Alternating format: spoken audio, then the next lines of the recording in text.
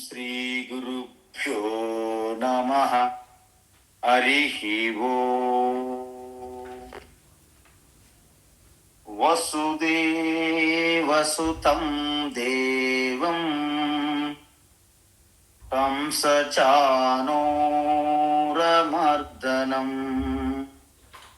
దేవకీ పరమానందం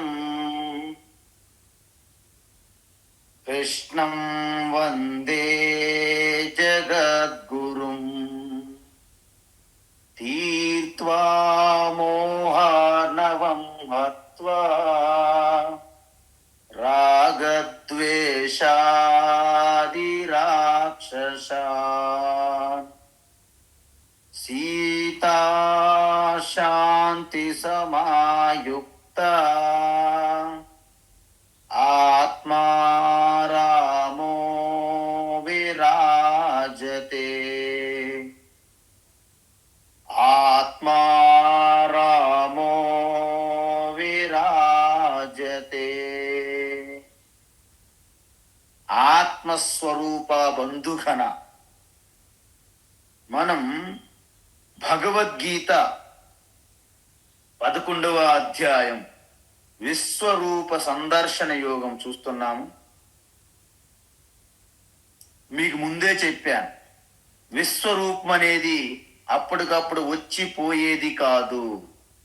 మన చుట్టూ ఉన్న విశ్వమే శరీరంగా కలిగినటువంటి ఈశ్వరుడునే విశ్వరూప ఈశ్వర అంటారు. అయితే మనం ఇప్పుడు ఆ విశ్వరూపాన్ని ఎప్రిషియేట్ చేయలేకపోతాను, అంగీకరించలేకపోతాను. ఎందుకు? మన మనస్సు సిద్ధంగా లేదు. శ్రవణ మనన నిధిధ్యాసనము ద్వారా అత్యంత కర్మయోగ నిష్ట తర్వాత జ్ఞానయోగములో ప్రవేశించి మనస్సును విస్తారంగా విశాలమైన దృక్పథంతో దృష్టితో అణువణువు ఈశ్వర స్వరూపంగా దర్శించినటువంటి మనస్సుకి విశ్వరూప దర్శనం కలుగుతుంది. అర్జునునికి అది కలగకపోయినప్పటికీ మహాయోగీశ్వర ఆ గురువు ఆశీర్వాదముతో ఆయన సమక్షంలో తాత్కాలికంగా ఆ మనస్సు ఆ స్థితిని పొందినది. దానినే దివ్య చక్షు లేదా దివ్య నేత్రము అంటారు. కాబట్టి అర్జునుడు అది చూసిన వెంటనే ఆశ్చర్యానికి లోనయ్యారు, తర్వాత భయకంపితుడయ్యారు. ఇప్పుడు 3వ దశ మీకు చెప్పాను ఆల్రెడీ.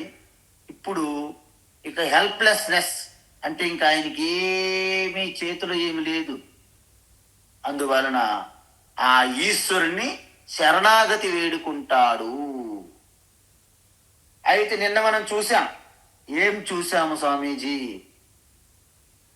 కృష్ణ పరమాత్మ యొక్క ఉపదేశం యొక్క సారాంశం ఏమిటంటే, ఏ అర్జున,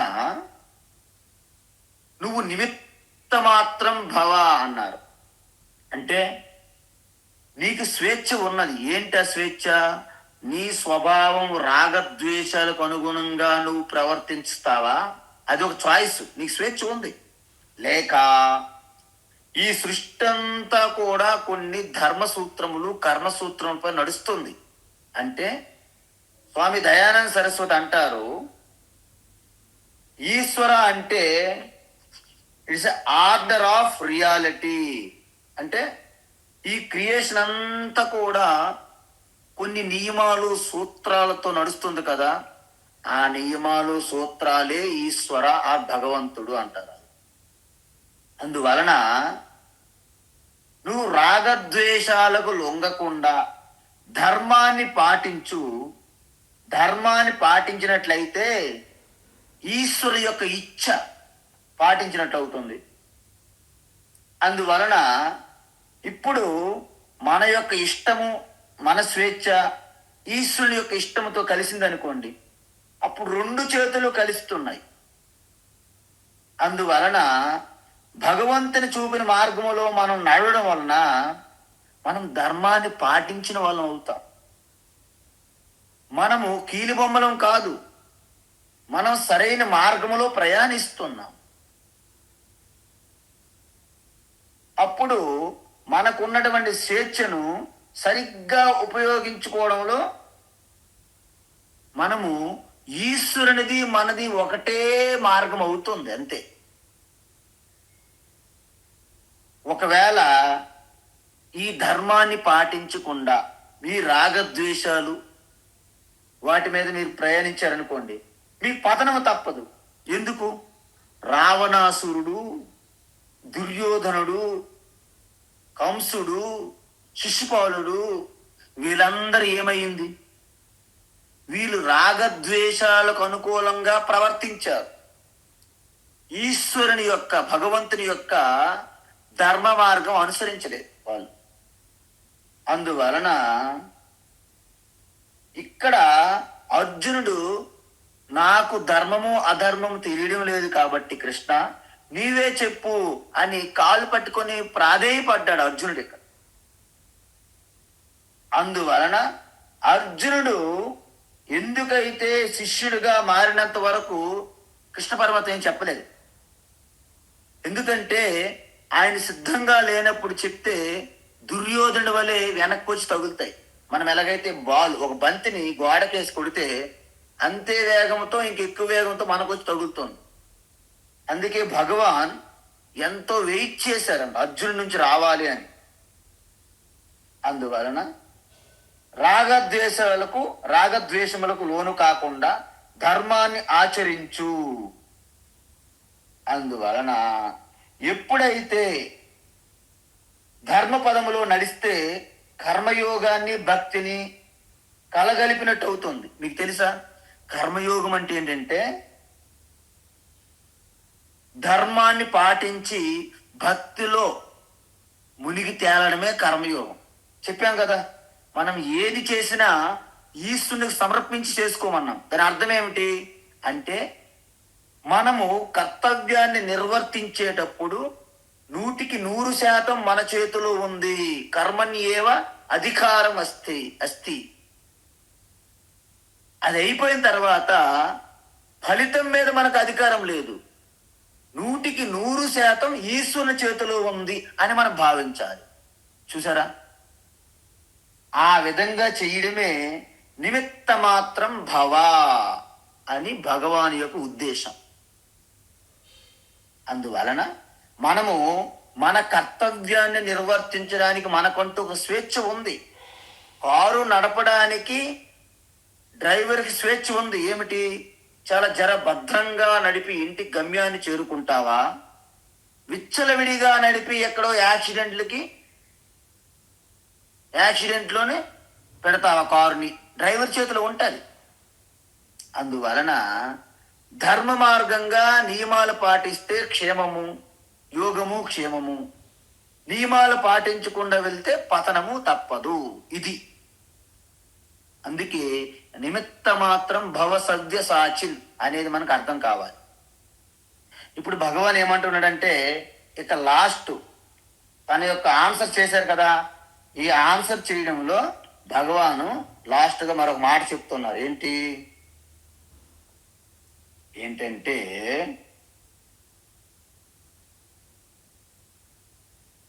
ద్రోణం చ భీష్మం చ జయద్రథం చ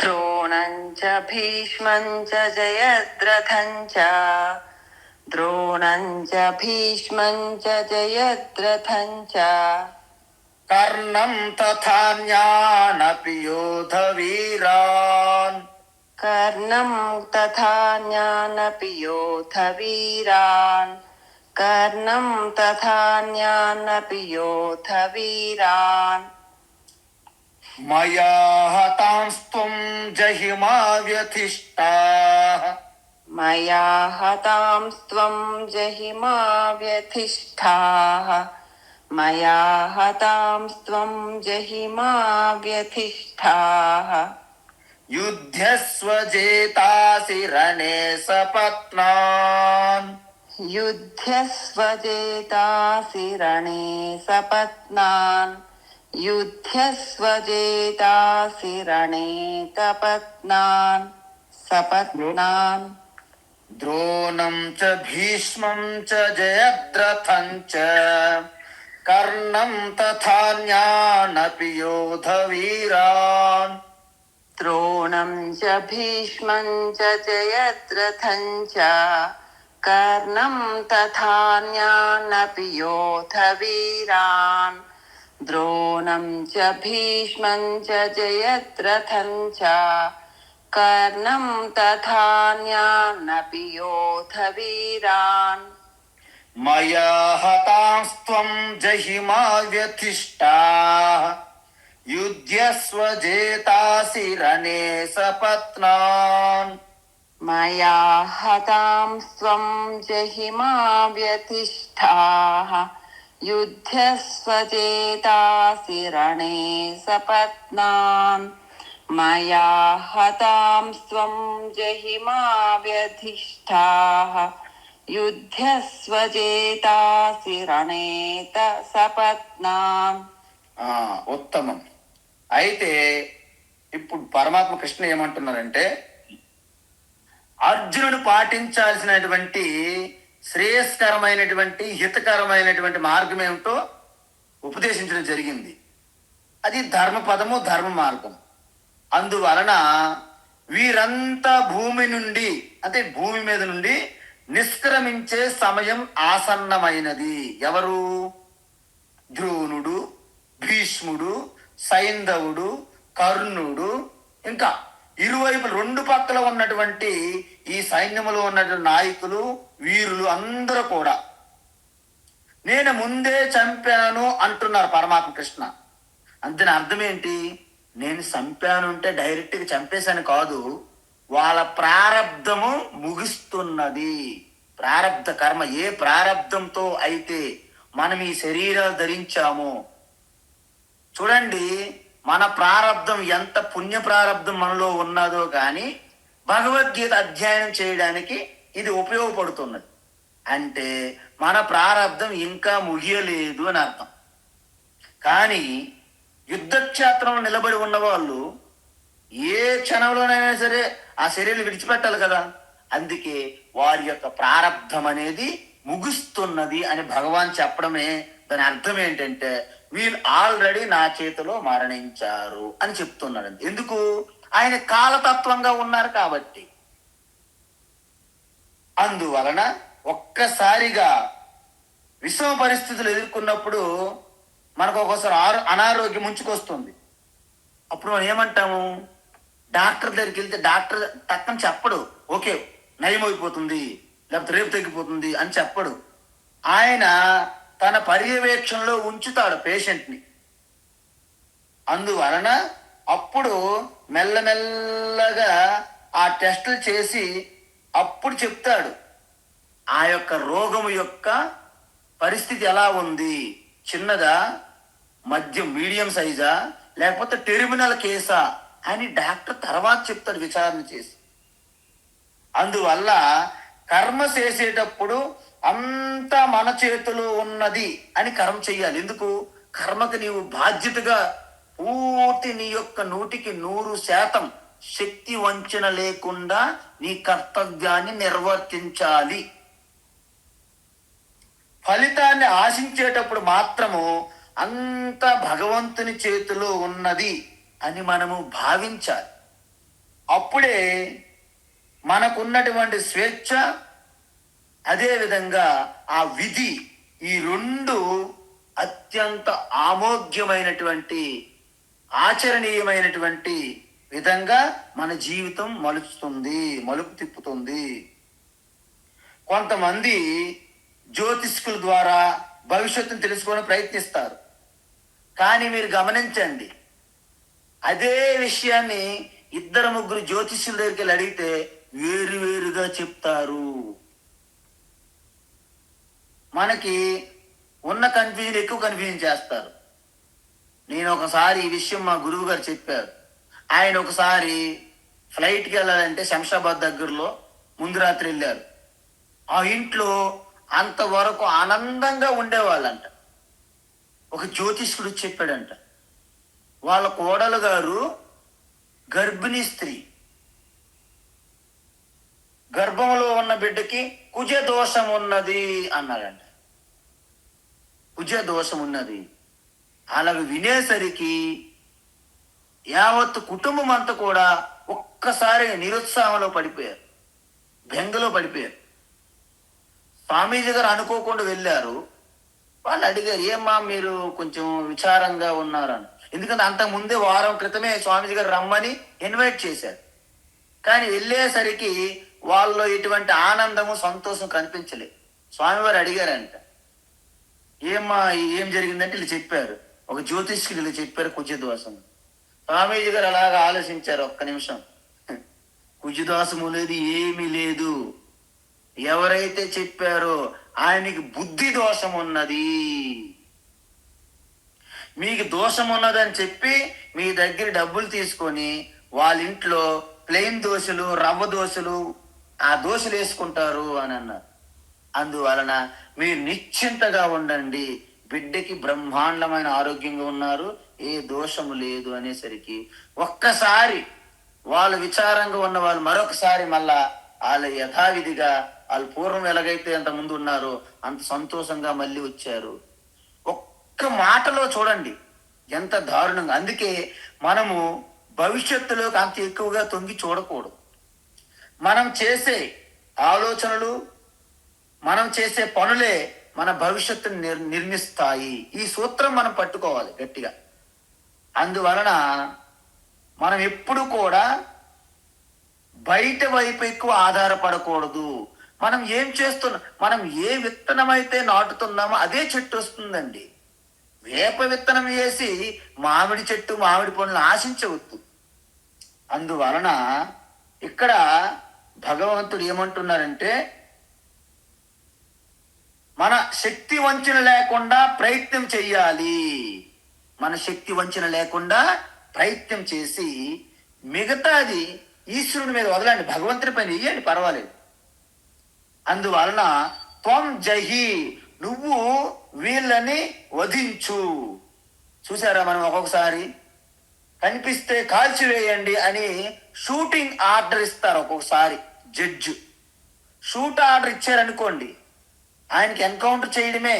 ఎందుకు ఏమిటి అని ప్రశ్నించరు, ఇంకా ఇన్వెస్టిగేషన్ ఏమి ఉండదు, షూట్ ఆర్డర్ ఇచ్చేస్తారు ఒక్కొక్కసారి. ఎందుకంటే అన్యం పుణ్యం ఎరగని బాలబాలికలకి రేపులు, అనేకమైన మానభంగ అత్యాచారాలు చేస్తున్నారు, మర్డర్లు చేస్తున్నారు, అత్యంత ఘోరమైనటువంటి ఎక్కడికక్కడ విస్ఫోటనాలు, బాంబులు పెడుతున్నారు, ఈ టెర్రరిస్ట్ ఉగ్రవాద యాక్టివిటీస్ చేస్తున్నారు. ఇలాంటి చేసే వాళ్ళకి ఇంకా విచారణ, డబ్బులు ఎందుకు వృధా చేయడం అండి, కాలం ఎందుకు ఇంకా వృధా చేయడం. ఒక్కొక్కసారి అలాంటి వాళ్ళకి జడ్జిలు ఏం చేస్తారంటే షూట్ ఆర్డర్ ఇస్తారనమాట. అందువలన దుర్యోధనుడు వారి యొక్క సైన్యములో ఉన్న వాళ్ళు, వాళ్ళ అన్నదమ్ములు చేసే అఘాత్యాలు ఇంత అంత కాదు, వాళ్ళు ఆటతాయునులు అన్నారు. ముందు స్టార్టింగ్ లోనే అన్నాడు అర్జునుడు. అంటే ఏంటి, ఎదుటి వారి యొక్క భార్యను ఆక్రమించుకోవడం, స్వాధీనం చేసుకోవడం, వాళ్ళ సంపదను స్వాధీనం చేసుకోవడము, వాళ్ళకు అన్నంలో విషం పెట్టడము, వాళ్ళు ఉన్నటువంటి ఇంటిని అగ్గి పెట్టడము, ఇవన్నీ కూడా ఆతతాయునులు. అంటే వాళ్ళకు షూట్ ఆర్డర్ ఇవ్వాల్సినటువంటి అంత నేరాలు, ఘోరాలు చేశారు. కాబట్టి కృష్ణ పరమాత్మ ఒక జడ్జి లాగా అర్జునుడికి షూట్ ఆర్డర్ ఇచ్చారు వాళ్ళ కోసం. అందువలన కనబడితే కాల్చివేయి అన్నట్లుగా అర్జున వేసే చంపే అంటున్నాడు కృష్ణ పరమాత్మ. ఎవరిని ఇంతకి ఎవరిని చంపాలి? ద్రోణం, భీష్మం చ జయద్రథం చ. ద్రోణుడు, భీష్ముడు, సైంధవుడు, కర్ణుడు, వీళ్ళందరినీ చంపే అంటున్నాడు కృష్ణ పరమాత్మ. కృష్ణ పరమాత్మ కూడా వీరంటే అభిమానమే. మీరు అనుకుంటున్నారు అర్జునుడికి ఒక్కడే చుట్టాలు కాదండి.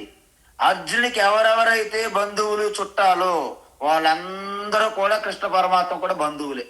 ఎందుకంటే వాళ్ళంతా ఒకటే కుటుంబాలు. కాబట్టి అర్జునుడు కూడా ఆత్మీయులే. కానీ ఆత్మీయులు అయినప్పటికీ వాళ్ళు చేసే దురాఘాతాలు బట్టే వాళ్ళకి శిక్ష ఉంటుంది. మరి కంసుడు ఏమైనా పరాయివాడా? సొంత మేనమాం కదా, మరి ఎందుకు చంపాడండి? అతను అధర్మానికి ఒక అంబాసిడర్ గా నిలబడ్డాడు కంసుడు. అధర్మానికి ఒక అంబాసిడర్, రాయు అంబాసిడర్, మనకి అడ్వర్టైజ్మెంట్ ఇస్తారు కదండి, ఆ అధర్మానికి ఆయన ప్రమోట్ చేశాడు కంసుడు. అందుకే ఆయన చంపడం వలన ఆయనకి లోపల బాధ అయినా కంసుడిని చంపడం తప్పలేదు. కర్ణంచ, కర్ణుడిని కూడా చంపాలి. ఎందుకు? కర్ణుని చంపడం వలన అర్జునుడికి పెద్ద దుఃఖం లేదు. ఎందుకంటే కర్ణుడు అనేవాడు అత్యంత శత్రువుగా చూస్తున్నాడు అర్జునుడు. అదేవిధంగా అన్యానకి, ఇతర వీరులందరినీ కూడా నువ్వు చంపాల్సిందే అంటున్నారు. ఎందుకు? వారిలో పాండవ యోధులు కూడా ఉన్నారు. ఏమన్నారు? ప్రత్యనీకేషు యోధా అన్నారు. అంటే రెండు వైపులు ఉన్న వాళ్ళందరూ కూడా మరణిస్తారు ఇక్కడ. కానీ తప్పదు. ఎందుకు? అందరి ప్రారంధం కూడా ముగిసిపోతున్నది కాబట్టి. మయాహత, నేను ముందే వారిని కాల రూపములో వాళ్ళ ప్రారంధాన్ని నేను సమాప్తం చేసి ఉన్నాను. మా వ్యతిష్ట, నువ్వేం బాధపడకు, భయపడకు. ఎందుకు? ఇష్టం ఉన్నా లేకపోయినా జీవితంలో కొన్ని పనులు మీకు చేయాల్సి వస్తుంది. ఒక్కొక్కసారి అలా జరిగితే మన ఇంట్లో మీకు ఇష్టం ఉండదు, కానీ మీ కర్తవ్య బాధ్యతంగా చేయాల్సి వస్తుంది. అందువలన నువ్వు బాధపడకు, భయపడకు. ఇది నీకు ధర్మ మార్గము, ఇది నీకు ధర్మయుద్ధము. మా వ్యతిష్ట, నువ్వు బాధపడకు అర్జున. యుద్ధస్వ, నీ ఈ యుద్ధాన్ని చాలా ఇష్టముతో స్వీకరించు. ఒక్కొక్కసారి మన దగ్గరికి వచ్చి చెప్తారు, స్వామీజీ నాకు ఈ ఉద్యోగం ఎంత మాత్రం ఇష్టం లేదు స్వామీజీ అని. అయితే మనం ఏం చెప్పాలి తెలుసా మీకు? ఇష్టము కలిగే విధంగా, ప్రేమ కలిగే విధంగా మీరు ప్రాక్టీస్, అభ్యాసం చేయాల్సిందే. ఇష్టం లేని ఉద్యోగం చేయడం కంటే ఇష్టపడి చేయడానికి ప్రయత్నించాలి మనం. అదే మన ప్రయత్నం, అదే మన తపస్సు. కాబట్టి అప్పుడు ఏమంటున్నారంటే, నువ్వు తప్పకుండా ఇష్టపడే ప్రేమతోనే యుద్ధం చెయ్యి. ఎందుకంటే ఇది నీకు క్షత్రియ ధర్మము. ఈ క్షత్రియ ధర్మాన్ని నువ్వు పాటించాలి, ఈ ధర్మాన్ని నువ్వు రక్షించాలి. జేతాసిరనే సపత్నా, నువ్వు ఖచ్చితంగా వీళ్ళపైన విజయం సాధిస్తావు. జేతాసి రనే యుద్ధములో, సపత్నాన్ అంటే శత్రువులు. ఈ శత్రువుల్ని ఈ యుద్ధంలో నువ్వు విజయం సాధిస్తూ వీళ్ళపైన. ఎందుకు అంటున్నాడు అంటే 2వ అధ్యాయంలో 6వ శ్లోకములో అర్జునుడికి సందేహం వచ్చింది. ఎందుకు మనం గెలుస్తామా, వాళ్ళు గెలుస్తారా, ఎందుకు ఈ బాధ కృష్ణ, నాకు ఎందుకు ఇంత ఇబ్బంది, నేను వెళ్ళిపోతాను ఋషికేశ్ వైపు, హరిద్వార్ వైపు, రథాన్ని మళ్లించు, అక్కడ భిక్షాన్ని చేసుకొని బ్రతికేస్తాను, ఈ సొంత బంధువుల్ని ద్రోణ భీష్ములు లాంటి వాళ్ళని చంపడం నా వల్ల కాదు అని అప్పుడు చెప్పారు. అంటే అర్థం ఏంటండి? నా చైతద్విద్మ కతరన్నో గరీయః యద్వా జయేమయది వానో జయేయుః. అంటే వాళ్ళు గెలుస్తారో తెలియదు, మేము గెలుస్తామో తెలియదు. ఎందుకు ఈ రక్తపాతము, ఈ రక్తసిక్తమైన భోగాలు నాకు అక్కర్లేదని అప్పుడు అన్నాడు స్టార్టింగ్ లో. అందువలన భగవాన్ శ్రీకృష్ణ ఏమంటున్నారంటే, నువ్వు ఖచ్చితంగా గెలుస్తావు. ఎందుకు గెలుస్తావు? నువ్వు ధర్మం పక్క ఉన్నావయ్యా, వాళ్ళు అధర్మం పరులుగా ఉన్నారు. కాలంగా నేనున్నాను కాబట్టి నేను ధర్మానికే సహాయం చేస్తాను అంటే ఇండైరెక్ట్ గా నీకు నేను సహాయం చేస్తానని చెప్తున్నారు భగవాన్. అందుకే ఇక్కడ యతో ధర్మ తతో విజయ అనడానికి కారణం ఇది. మీకు ఒక్కొక్కసారి ధర్మం బలహీనంగా, ధర్మం చేసిన వాళ్ళకి సుఖం లేదు, శాంతి లేదు అని భ్రమ పడుతుంటారు చుట్టూ ఉన్నవాళ్ళు. నేను భక్తి చేస్తున్నాను, పూజిస్తున్నాను, ఏంటి దేవుడు ఎక్కడున్నాడు, నాకు ఇబ్బందులు. వాళ్ళు చూడండి విచ్చల విడిగా అన్యాయం చేస్తున్నారు, అవినీతి చేస్తున్నారు, వాళ్ళు ఆనందంగా సుఖంగా ఉన్నారు అని మనం భ్రమపడుతుంటాం. ధర్మం మీకు పరీక్ష, అది ఒక తపస్సు, ఎట్టి పరిస్థితులు వదలకూడదు. 6 పిల్లలను కూడా కంసుడు అలాగా చంపేస్తుంటే దేవకీ వసుదేవులు ఆ యొక్క దృఢ సంకల్పంతో అలాగ భరించి భరించి నిలబడ్డారు. అప్పుడే ధర్మం కోసము కృష్ణ బలరాములు లాంటి మళ్ళీ పుట్టారు. అదేవిధంగా ద్రౌపది, కుంతి వాళ్ళు చేసినటువంటి ఆ యొక్క తితీక్ష, వాళ్ళ తపస్సు, వాళ్ళ ధైర్యం ధర్మం కోసం వాళ్ళు నిలబడే విధానము మనందరికీ ప్రేరణ కలిగించాలి. ప్రతి తల్లికి ప్రేరణ కావాలి కుంతీదేవి. అందువలన ఎటువైపు ధర్మం ఉంటే అటువైపు నేనుంటాను. నేనంటే ఎవరు?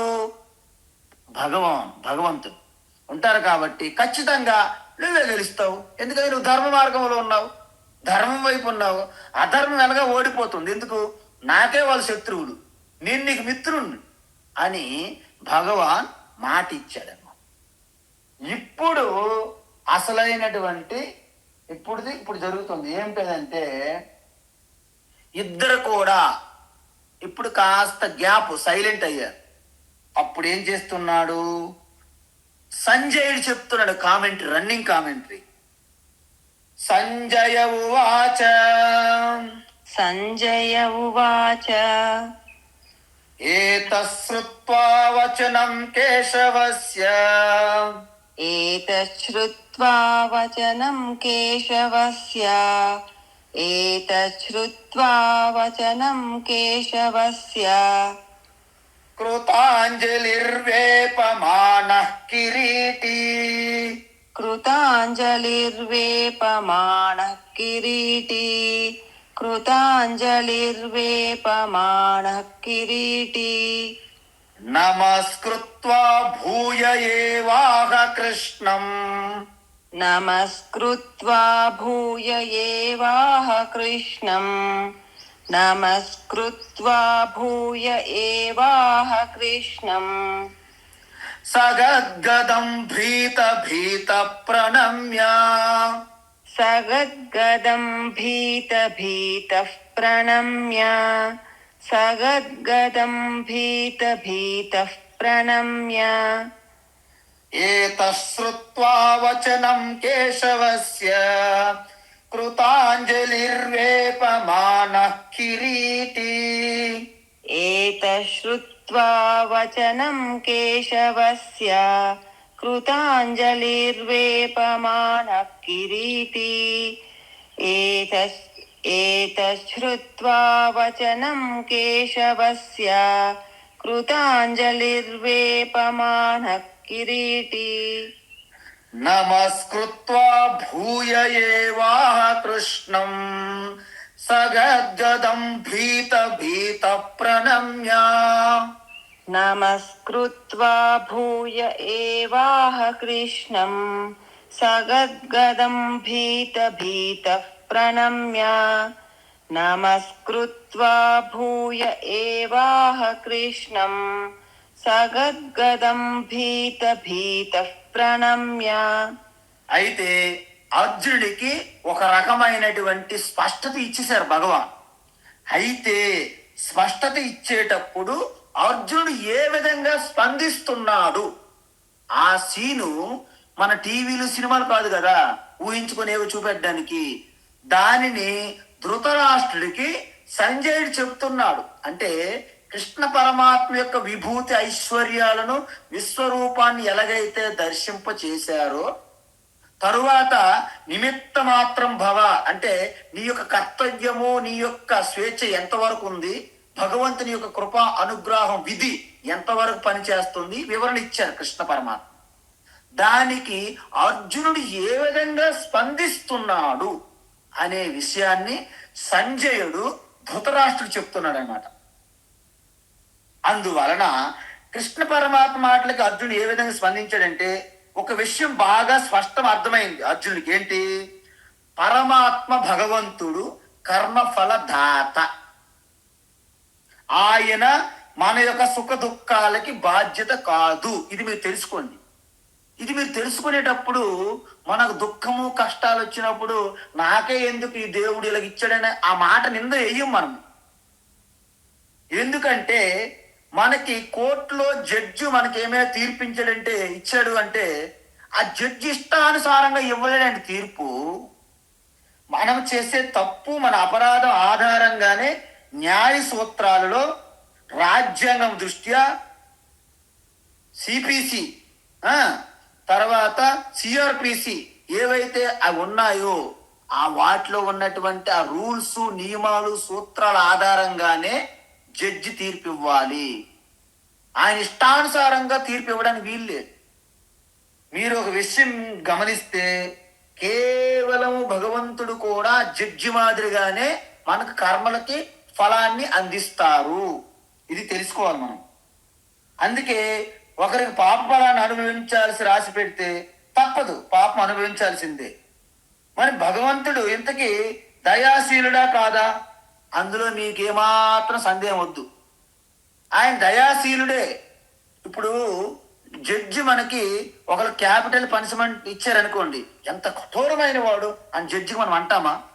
వీలు లేదు. ఆయన అపరాధం బట్టి వచ్చింది ఆ జడ్జిమెంటు, తీర్పు. కాబట్టి ఒకరి మీద ప్రేమ, ఇంకొకరి మీద ద్వేషము అనేది భగవంతునికి ఉండదు.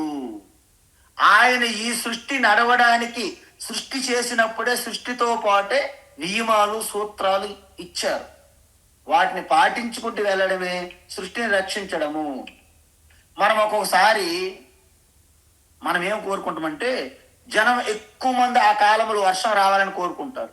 కానీ కొంతమంది వర్షం ఆగిపో, ఏ వర్షమా ఆగిపో, in the name of God I order command you don't come అని కొంతమంది డ్రామాలు వేస్తుంటారు వేదికల మీద. వర్షాన్ని ఆపేస్తున్నాడు దైవదూత. బ్రదర్ ఎవరో 420 సంథింగ్, ఎవరో 420 840 ఉంటారు కొంతమంది. వాళ్ళు వర్షాలను కూడా ఆపేస్తుంటారు. విచిత్రం, కామెడీ. కాబట్టి ఒక్కరి కోసం ప్రకృతి నియమాలు మార్చుకుంటే అల్లకల్లోలం అయిపోద్దండి సృష్టి. అందువలన ఒకరిని రక్షించడానికి, ఒకరెవరో పడిపోతున్నారు, వాళ్ళని రక్షించడానికి కాసేపు భూమికి ఆకర్షణ శక్తి తీసేసానికి భగవంతుడు, మనమందరము గాల్లో తేలినట్టుంది అవుతుంది. అప్పుడేమవుతుంది? బిల్డింగ్లల్లా గాల్లో తేలితాయి, మనం కూడా గాల్లో తేలుతాం. అంటే మొత్తం ప్రపంచం అంతా అల్లకల్లోలం అయిపోతుంది.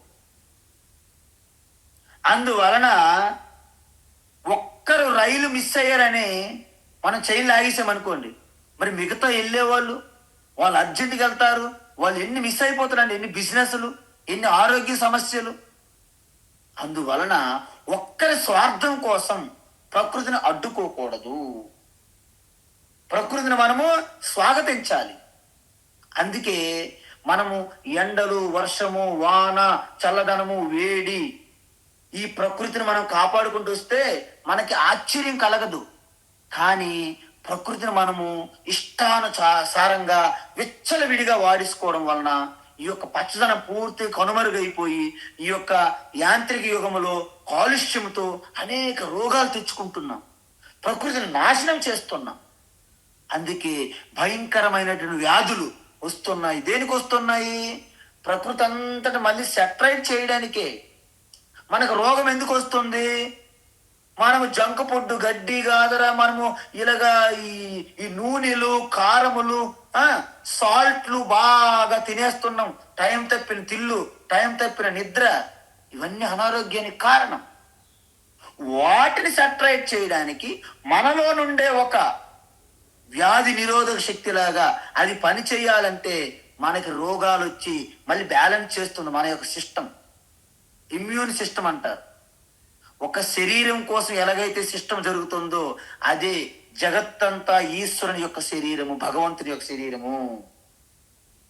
అందువల్ల కష్టాల్లో మనము ఉన్నప్పుడు మనము బాధపడకుండా, భయపడకుండా మనం ఒకటి గుర్తించాలి. ఏంటి? మరి కష్టాలు కలిగేటప్పుడు కూడా మనకి పరీక్షలో ఉన్నాము, మనని భగవంతుడు శుద్ధి చేస్తున్నాడు అనే ఒక ధైర్యం తెచ్చుకోవాలి. కానీ ఇక్కడ ఒక డౌట్ వస్తుంది. కొంతమంది అడిగారు, మరి మనకు కష్టాలు వచ్చేటప్పుడు, మనం తప్పులు ఏమైనా చేసేటప్పుడు మనకి ప్రాయశ్చిత్త కర్మలనే విధించారు కదా, మరి ప్రాయశ్చిత్త కర్మల వలన ఏమైనా లాభం ఉందా? ప్రశ్న. అంటే ఏంటి? భగవంతుడు మన పాపాన్ని హరిస్తున్నాడు కాబట్టి మనకు కష్టాలు, బాధలు వచ్చాయి అనుకుందాం. వాటిని నవ్వుతూ స్వీకరించాలి అంటే మనకు సందేహం వస్తుందా లేదా? మరి నేను చేస్తున్న ప్రాయశ్చిత్త కర్మలు, పూజలు, యజ్ఞాలు, యాగాలు, నా తపస్సు, వాటి సంగతి ఏమిటి? మీరు ఒకటి విషయం గమనించాలి. ప్రాయశ్చిత్త కర్మ వలన నష్టము లేదు, దాని వలన లాభం ఉంది. ఎలా ఉంది? ప్రాయశ్చిత్త కర్మ ఎలా పనిచేస్తుందంటే మన ప్రారబ్ధ కర్మకి కొంత కౌంటర్గా పనిచేస్తుంది. ఎలా అంటే ప్రారబ్ధ కర్మ కూడా అందరికీ ఒక్కలా ఉండదు. రోగము కూడా అందరికీ ఒకేలాగా రోగాలు ఉండవు. ఎలా ఉంటాయి రోగాలు చెప్పండి మీరు? డాక్టర్ దగ్గరికి వెళ్ళి, డాక్టర్ నా రోగము నయమవుతుందా లేదా అని అడిగితే ఏం చెప్తాడు డాక్టర్? ముందు పరీక్షలు టెస్టులు చేసుకొని రా అమ్మా అంటారు. అప్పుడు డాక్టర్ ఆ టెస్టులు చూసుకొని మీకు చెప్తాడు ఇది ఎటువంటి పరిస్థితిలో ఉంది ఈ రోగము. చిన్న జ్వరం అనుకోండి, చలి జ్వరం అనుకోండి, ఓ డోంట్ వరీ, నేను ఈ మెడిసిన్ ఇస్తాను, ఈ మెడిసిన్ పథ్యముతో పాటు వాడండి, మీ జ్వరం పూర్తిగా తగ్గిపోతుంది. ఇది ఒక మోడల్. అలా కాకుండా ఏదో మనకి ఒక రకమైనటువంటి దగ్గు, తర్వాత బీపీ కానీ షుగరు, డయాబెటీస్ ఇలాంటివి వస్తే వాటిని పూర్తిగా నయం చేయలేము. కానీ అత్యంత ప్రమాదకారిగా కాకుండా వాటిని మేనేజ్ చేసుకోవచ్చు. మనం వాటిని మేనేజ్ చేసుకుంటే మీరు ఒక దీర్ఘకాలం పాటు మీరు బ్రతకగలుగుతారు. మెయింటైన్ చేసుకోవాలి, మేనేజ్ చేయాలి. అలా కాకుండా ఒక భయంకరమైనటువంటి ఒక హెచ్ఐవి, ఒక క్యాన్సర్ లాంటివి వచ్చాయి అనుకోండి సపోజ్, ఏమంటారు డాక్టర్? కష్టమండి, పేషెంట్ని మనం రక్షించడం కష్టం, కానీ కొన్ని సంవత్సరములో కొన్ని నెలలో అయితే ఒక టైం ఇస్తారు. అంతవరకు మందులు పూర్తిగా పనిచేయవు, కానీ ధైర్యంగా వాళ్ళ ధైర్యం నింపి అలా మేనేజ్ చేసుకోవడం అంటారు. అంటే అర్థం ఏంటండి? వాళ్ళకి టెర్మినల్ కేసు అనమాట. 3 నెలల్లో, 1 సంవత్సరం పాటు, 6 నెలల్లో అయిపోయింది టైం. ఇంకా డాక్టర్ గారు ఎవరు ఏం చేయలేరు. సో ఈ 3 రకాల రోగాలు మనం చూసాం. ఏంటి? పూర్తిగా నయమైపోయే రోగము, జీవితాంతం వాటితోనే సహజీవనం చేసే రోగాలు, షుగర్ లాంటివి, అత్యంత ప్రాణానికి హాని కలిగించే రోగాలు, క్యాన్సర్ అలాంటివి. సో ఇవన్నీ కూడా ఈ 3 రకాలు ఎలాగైతే ఉన్నాయో మన ప్రారబ్ధ కర్మ కూడా ఈ 3 రకాలుగా ఉంటుంది అని ఆల్రెడీ 3వ అధ్యాయంలో నేను చెప్పాను. అప్పుడు మరోసారి గుర్తు చేస్తున్నా. ఎలాగా? మన ప్రారబ్ధం కూడా దుర్బల ప్రారబ్ధము, అంటే పెద్ద బలంగా ఉండదు, వీక్, బలహీనమైన ప్రారబ్ధం. దాన్ని మనము కొన్ని ప్రాయశ్చిత్త కర్మలు చేసుకొని ఆ ప్రారబ్ధాన్ని ఓడించవచ్చును. మనం ఎలాగైతే జ్వరం వస్తే ఈ పారాసిటమాల్ ఏదో టాబ్లెట్ వేసుకొని కొంచెం పథ్యంగా ఉండాలనుకోండి, జ్వరం అవుట్. కానీ కొన్నిసార్లు మధ్యమ ప్రారబ్ధము, దాన్ని మనం పూర్తిగా ఎదుర్కొనలేము, కానీ దాన్ని ఎదుర్కోవడానికి మనం కొంత శక్తి, అంటే మనము సంసిద్ధత పొందగలము ఎదుర్కోవడానికి. అందుకే ఏదైతే నేను మార్చలేనో ఓ పరమాత్మ భగవంతుడా, వాటిని అంగీకరించడానికి, స్వీకరించడానికి కావలసిన ధైర్యము, శక్తిని నాకు ఇవ్వు అని ప్రార్థించాలి. 3వ స్టేజ్ ప్రబల ప్రారబ్ధము. ఇక అవుట్. నీ ప్రాయశ్చిత్త కర్మలు కూడా పనిచేయు, ఎవ్వరూ పనిచేయరు. ఎందుకు? అది తీవ్రమైనటువంటి ప్రారబ్ధము. ఎలాగైతే క్యాన్సర్ వచ్చిన పేషెంట్ ఎలాగైతే ఎక్కువగా బ్రతకడో, ఈ ప్రారబ్ధ కర్మ కూడా ప్రబలము. కాబట్టి ఇక ఖచ్చితంగా ఎవరు వాళ్ళని రక్షించలేరు. కాబట్టి ఆ ప్రబల ప్రారబ్ధంకి ఏమి పని చేయవు. అంటే ఇక్కడ మీకు ఏమర్థమైంది? ఈ కురుక్షేత్రములో ఉన్న ఈ వీరులందరికీ ప్రబల ప్రారబ్ధము అంటే టెర్మినల్ కేసు అండి అర్జున. వీళ్ళెవరు బ్రతికి బట్ట కట్టలేరు. కాబట్టి భీష్మ ద్రోణుల ప్రారబ్ధము ప్రబలంగా ఉంది.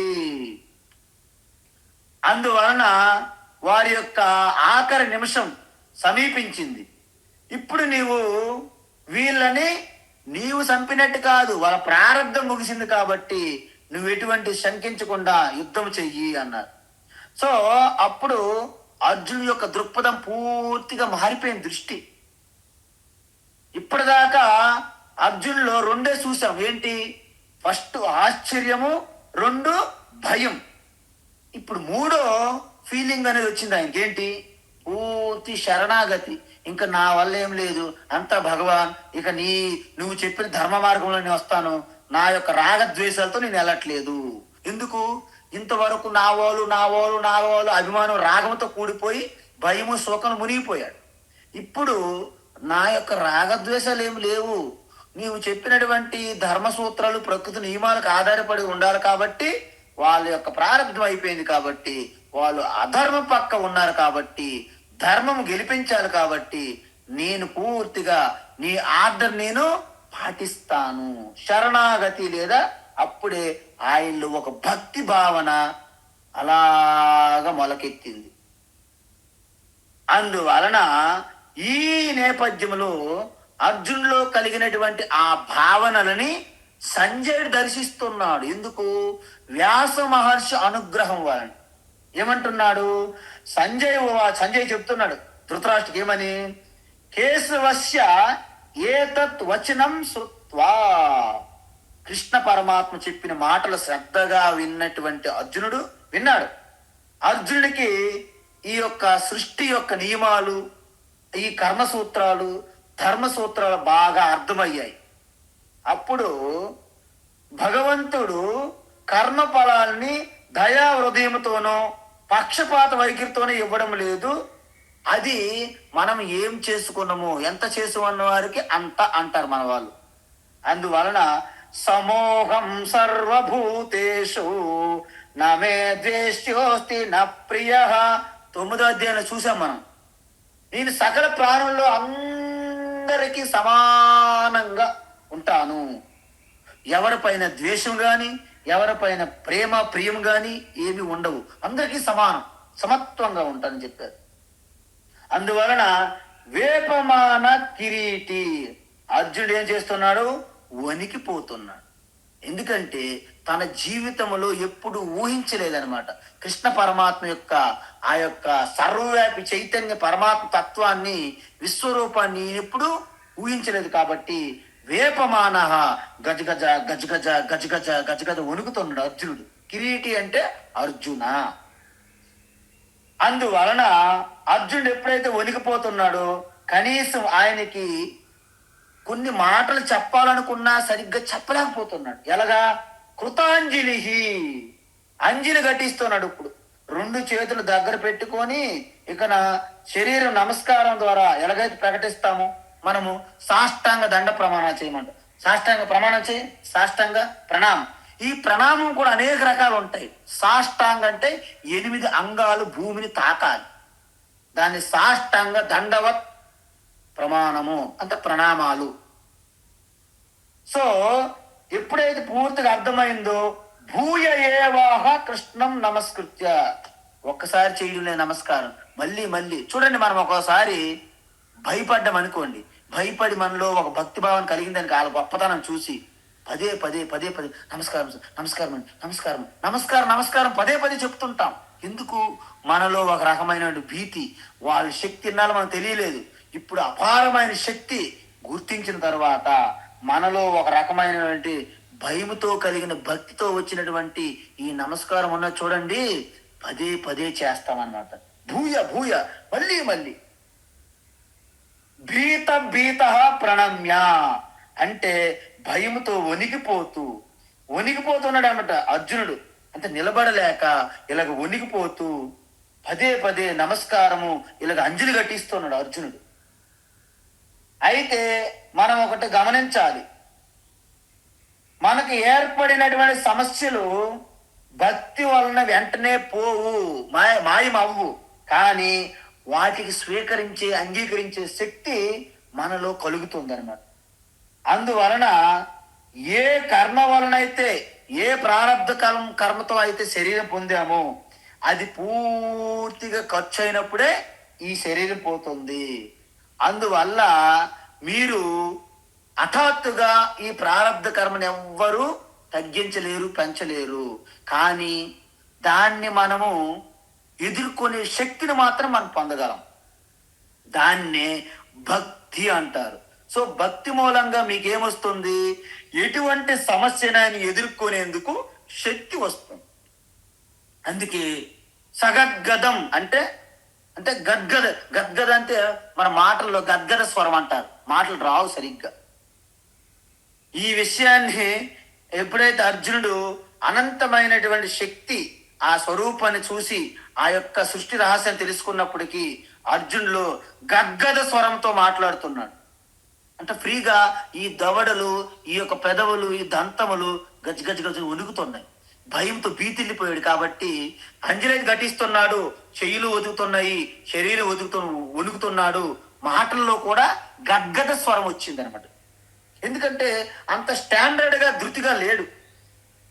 అప్పుడు పదే పదే నమస్కారం చేస్తూ భగవాన్తో ఇలా మాట్లాడుతున్నాడు అర్జునుడు. ఏమని? ఇప్పుడు వరకు అర్జునుడు మరొక 46వ శ్లోకం వరకు అర్జునుడు కీర్తిస్తాడన్నమాట భగవాన్ని. ఎలా? అర్జున ఉవాచ అర్జున ఉవాచ స్థానే ఋషికేశ తవ ప్రకీర్త్యా స్థానే హృషీకేశ తవ ప్రకీర్త్యా స్థానే హృషీకేశ తవ ప్రకీర్త్యా జగత్ప్రహృష్యత్యనురజ్యతే చ జగత్ప్రహృష్యాత్యనురజ్యతే చ జగత్ప్రహృష్యాత్యనురజ్యతే చ రక్షాంసి భీతాని దిశో ద్రవంతి రక్షాంసి భీతాని దిశో ద్రవంతి రక్షాంసి భీతాని దిశో ద్రవంతి సర్వే నమస్యంతి చ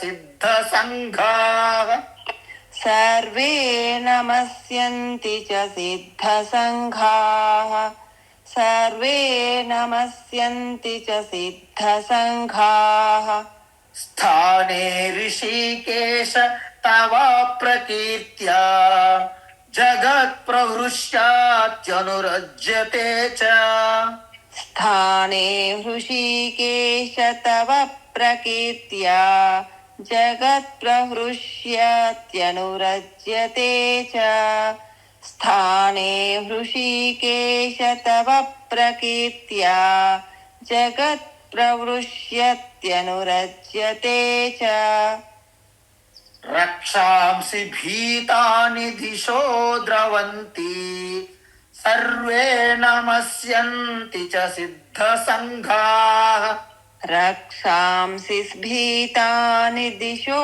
ద్రవంతి సర్వే నమస్యంతి చ సిద్ధ సంఘాః రక్షాంసి భీతాని దిశో ద్రవంతి సర్వే నమస్యంతి చ సిద్ధ సంఘాః. ఇది చాలా గొప్ప శ్లోకం. ఇక్కడ నుండి అర్జునుడు లోకానికి కూడా ఒక విషయాన్ని గుర్తు చేస్తున్నాడు. నేను కూడా గొప్ప వీరుడు, సూర్యుడు అనుకున్నటువంటి నేను కూడా ఆ జ్ఞానం లేకపోవడం వలన ఎలాగైతే కింద పడిపోయానో మీరు కూడా గొప్పవాళ్ళు అనే భావన, అభిమానం విడిచిపెట్టి ఈ సత్యాన్ని తెలుసుకోండి అని చెప్తున్నాడు అర్జునుడు కూడా. అంటే అర్జునుడు 2 దశలు దాటాడు. ఒకటి ఆశ్చర్యం, అంటే ఎప్పుడు ఊహించలేదు. తరువాత ఆ రూపాన్ని చూసి భయం. 3వ స్థితి ఇక హెల్ప్లెస్నెస్, అంటే మన చేతిలో ఏం లేదు, కేవలము పూర్తిగా ఆ ప్రకృతికి మనము సరెండర్ అవ్వాలి, శరణాగతి. అందువలన ఇక్కడ నుండి అర్జునుడి యొక్క ఆ శరణాగతిని మనము చూస్తాం. నిజానికి విశ్వరూప దర్శనం చేయగలిగితేనే నిర్గుణ బ్రహ్మకి ఎవరైనా తెలుసుకుంటారు. అందుకే భగవద్గీత ఎందుకు ఇంత గొప్పగా ఈ ప్రపంచ సృష్టిలోనే భగవద్గీత ఎందుకు గొప్పదనిపించిందంటే, ఎవరైనా సరే ఎటువంటి రూపము లేని నిర్గుణ స్వరూప ఈశ్వరుని మీరు దర్శించాలనుకుంటే ఈ విశ్వరూపానంతటిని మనము ఒక్కసారి దర్శించగలగాలి. అంటే యావత్తు జగత్తంతా కూడా ఈశ్వరుని స్వరూపంగా మనం ఏ రోజైతే దర్శిస్తామో అప్పుడే అదృశ్యమైనటువంటి రూపము లేనటువంటి గుణము లేనటువంటి ఆ ఈశ్వరుని మీరు సాక్షాత్కరించుకోగలుగుతారు. ఉపనిషత్తులు కూడా అదే చెప్తుంది. ఫస్ట్ మీరు ఉపాసన చెయ్యాలి, యోగం చేసిన వాళ్ళే ఆ జీవ బ్రహ్మ ఐక్యాన్ని అర్థం చేసుకుంటారు. లేకపోతే వీళ్ళు మాయావాదులు, వీళ్ళు మిథ్యావాదులు అని సెటారికల్ గా వేదికల మీద మాటలు వాగేస్తుంటాం. వీళ్ళు తక్కువ వయసులో చెప్పారు కాబట్టి వీళ్ళకి తెలియదు.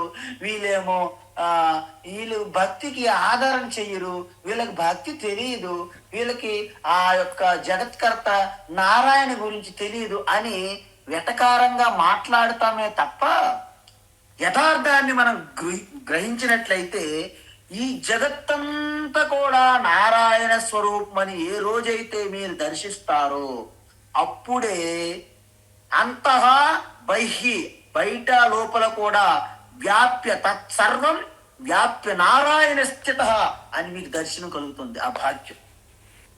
అందువలన ఎప్పుడైతే ఒక్కసారిగా ఈ విశ్వమంతా కూడా పరమాత్మని గ్రహించడం ఒక పద్ధతి, అది ముందు సెమీఫైనల్ అంటారు దీన్ని.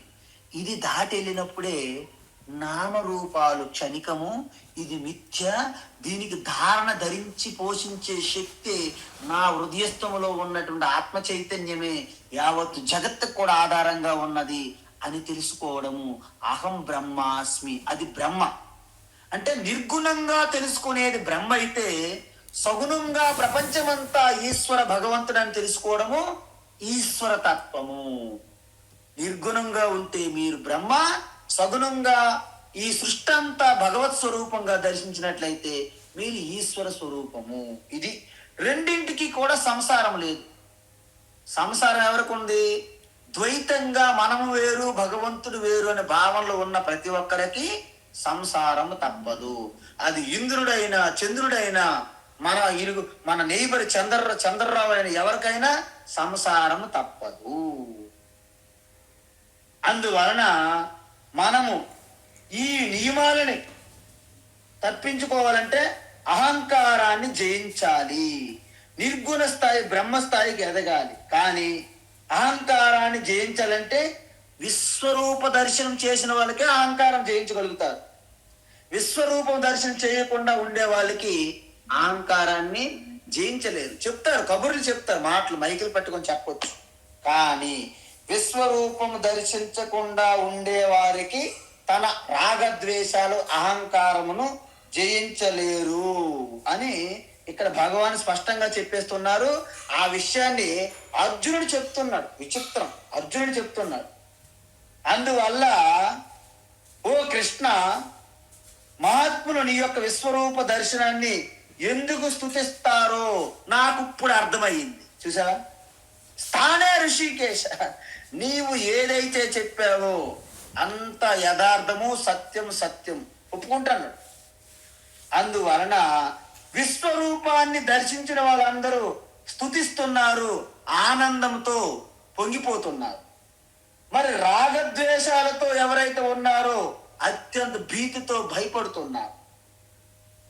అందువలన విశ్వరూపం తెలియకపోతే మన యొక్క మతంలో, హిందూ మతం కానీ ఏ మతమైనా, ఆ దేవి దేవత నుండి కూడా మనకు భయం వాటిల్తుంది.